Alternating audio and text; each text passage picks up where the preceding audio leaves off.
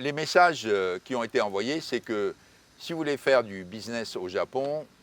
vaut mieux quand même le faire traiter par des cadres japonais et pas par des cadres étrangers. Parce que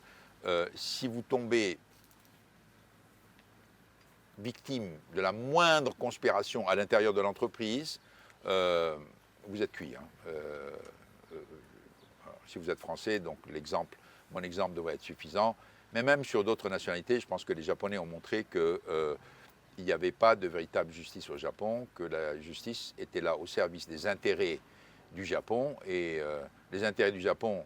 tels qu'interprétés à un certain moment par un ministre de l'Industrie ou par un Premier ministre,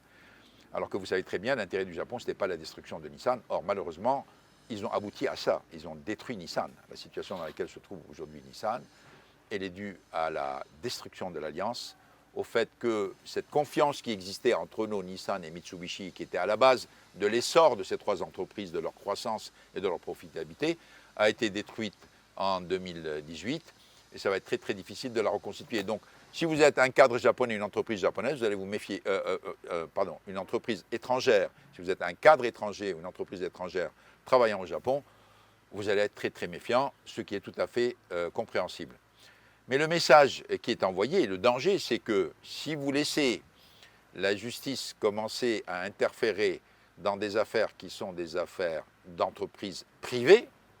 parce que Nissan est une entreprise privée, là,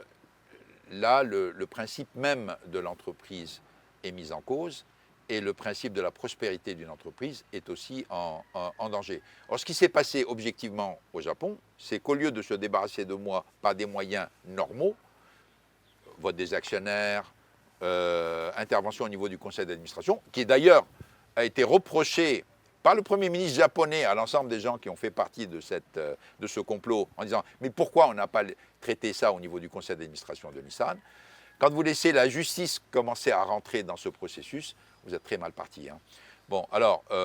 et en France, vous savez, le fait d'être un chef d'entreprise ne fait pas de vous quelqu'un de très populaire, déjà, mais ceci est alimenté. Il est alimenté par un certain nombre de partis politiques, il est alimenté aussi par une certaine association qui existe en France entre le patron d'une entreprise et le fric ou le profit, qui est considéré comme étant un mal, non pas par tous les Français, heureusement, mais par une grande partie de la société française, et qui est, à mon avis, à la base du mal français, qui fait qu'aujourd'hui, l'industrie française est loin d'être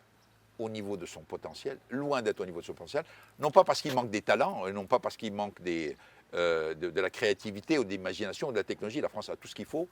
mais parce qu'il y a un problème de fond qui est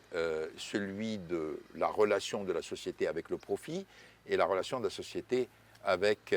l'argent. Et tant que ce problème n'est pas dénoué, vous pouvez faire tous les efforts nécessaires pour faire de la France une puissance industrielle ou une puissance entrepreneuriale, ça ne marchera pas.